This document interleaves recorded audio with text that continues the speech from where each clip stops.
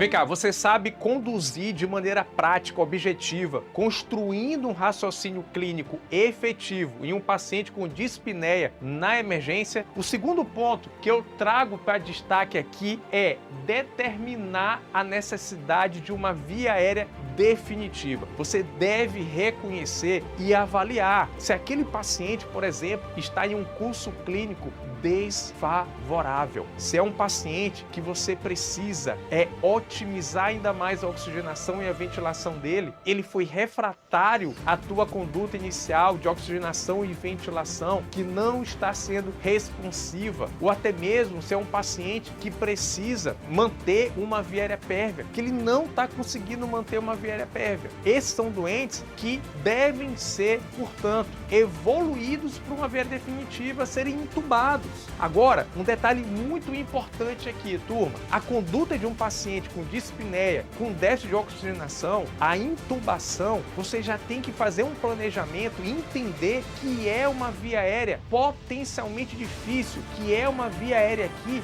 fisiologicamente difícil.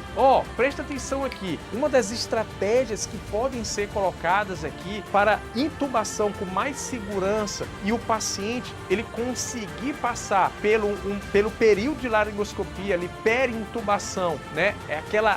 Aquele paciente em apneia nesse período após o bloqueador neuromuscular, é você fazer a oxigenação apneica para esse paciente, que é justamente colocar um catéter tipo óculos com oxigênio junto ali com a laringoscopia, aumentando o fluxo de oxigênio para aquele paciente e otimizando durante a intubação. Então, muito atento, você vai ter uma via aérea ali fisiologicamente difícil. Vem cá, você sabe definir qual que é o melhor acesso vascular para o paciente grave que chega na emergência e em qual momento instituir ele, um acesso que pode ser instituído muito rapidamente. Agora, ele depende da disponibilidade do material. Daniel, mas o Gelco também, o Abocate também, ok, mas eles são mais facilmente disponíveis na nossa rede de urgência e emergência. Agora, o acesso intraósseo, uma agulha ou dispositivo de intraósseo, de agulha intraóssea, já não é tão disponível, embora deveria ser. Nesse doente grave, ele pode fazer muita diferença e mudar o destino do paciente. O fato é que após 2, 3 tentativas de acesso periférico, o acesso intraósseo se coloca ali como próximo passo, né, a próxima alternativa. Um detalhe em relação ao acesso intraósseo, ele pode ser utilizado tanto em crianças quanto também em adultos. Nos adultos, na emergência, 3 principais sítios de punção vai ser cabeça humeral, tíbia proximal e tíbia distal. Na criança, além desses 3 locais de punção, se destaca também a possibilidade da punção femoral distal, no fêmur distal daquele paciente. E podemos essencialmente fazer todas as medicações da emergência através de um acesso intraósseo, que é um acesso temporário. Turma, seja muito bem-vindo, muito bem-vinda a mais uma aula aqui do meu canal. Sou Daniel Lima, estou aqui como teu professor quando o assunto é emergência e trauma. Olha só, a aula de hoje nós vamos falar sobre icterícia na emergência e o subtítulo, quando é uma ameaça.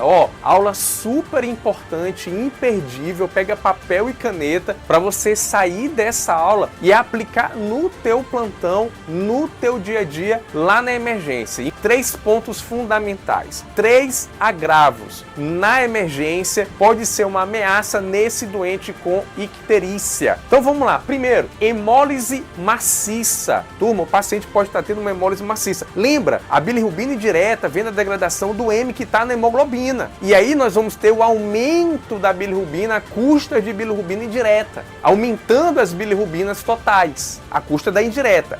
Lembrando que a icterícia, ela tem sua manifestação clínica quando nós temos aumento da bilirrubina acima de 2 a 3 vezes maior do que os seus valores normais. Clinicamente ser evidenciada a icterícia. E aqui nesses pacientes, a hemólise maciça, vamos lembrar, sepse, uma causa que pode levar a hemólise maciça. Uma infecção, por exemplo, por clostrídio. Pessoal, infecção por clostrídio, lembra lá?